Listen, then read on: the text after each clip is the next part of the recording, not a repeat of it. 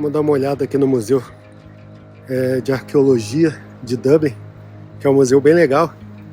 Eu vou falar um pouquinho sobre ele.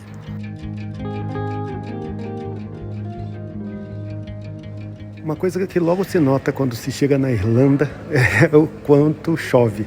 Chove bastante, praticamente o dia inteiro, assim, chove e para, sabe?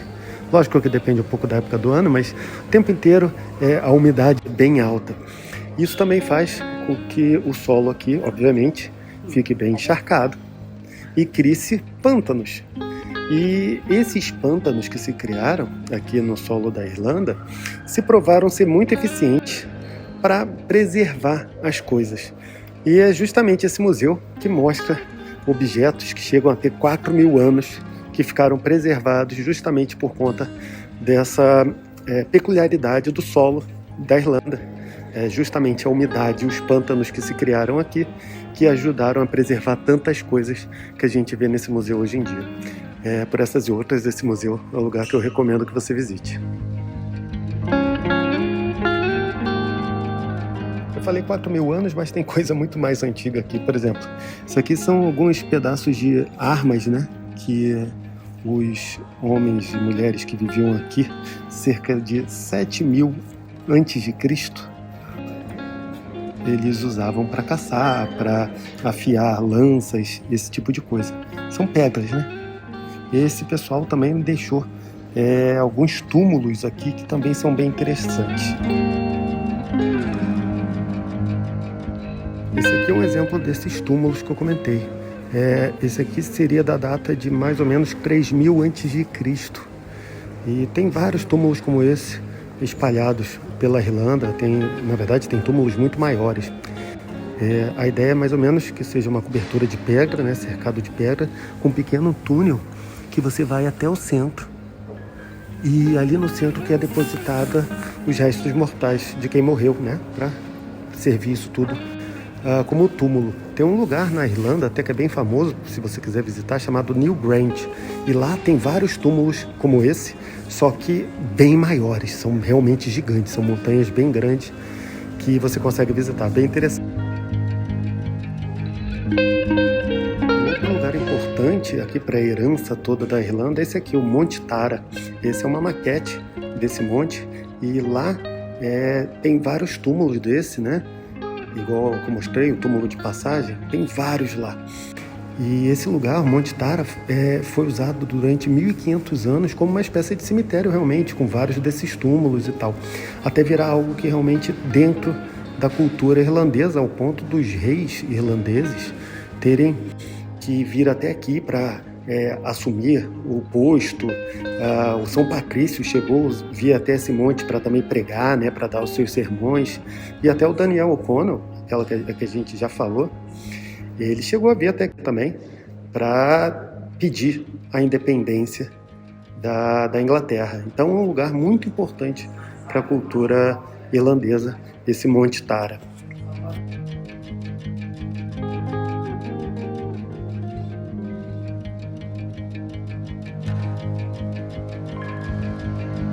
Lembra que eu falei sobre os pântanos? Essa canoa aqui gigante, ela data de 2.500 a.C. É de madeira, então é muito difícil preservar uma coisa dessa durante tanto tempo. Mas foi justamente os pântanos daqui que ajudaram a preservar essa canoa, que foi encontrada por volta de 1905, 1902, por aí, e encontrada mesmo depois desse tempo todo num desses pântanos.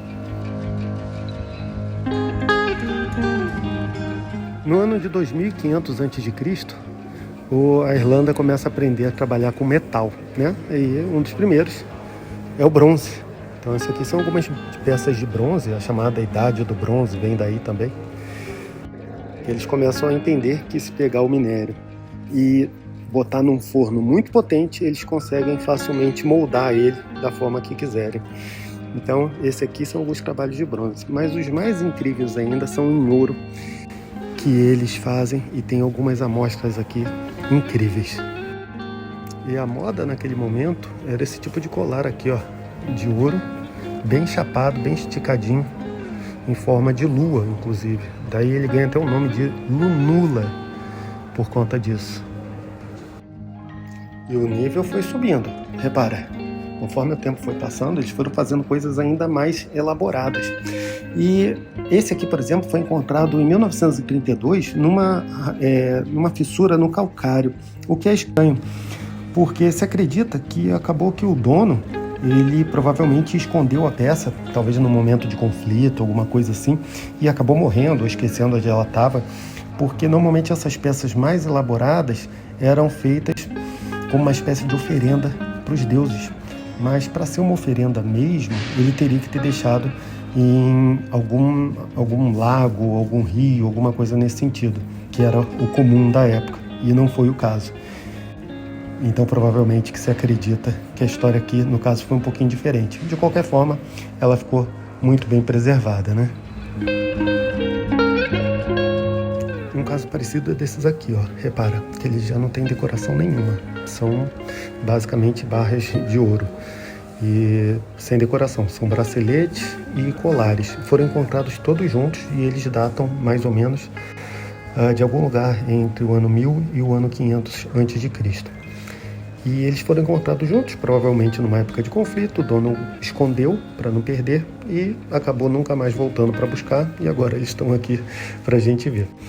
Se acredita que pelo fato deles não terem decoração, justamente o objetivo era mais guardar valor financeiro, entendeu? Entre aspas, era justamente guardar isso para depois usar no momento mais adequado.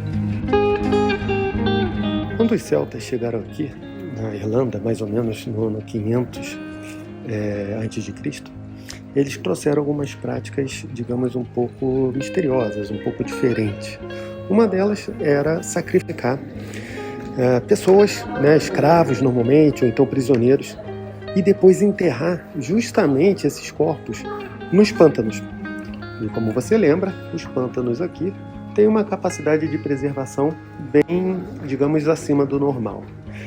E justamente o que foi encontrado nesses pântanos foram as múmias, como são chamadas, dessas pessoas que foram sacrificadas pelos celtas.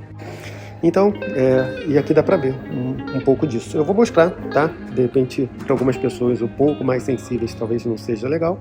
Então, pula para frente aí. Mas eu vou mostrar para quem quiser ver. Todos eles, você consegue ler um pouquinho sobre como foi a descoberta, o que se supõe em relação a eles antes de entrar. Eu não vou entrar muito nesse assunto.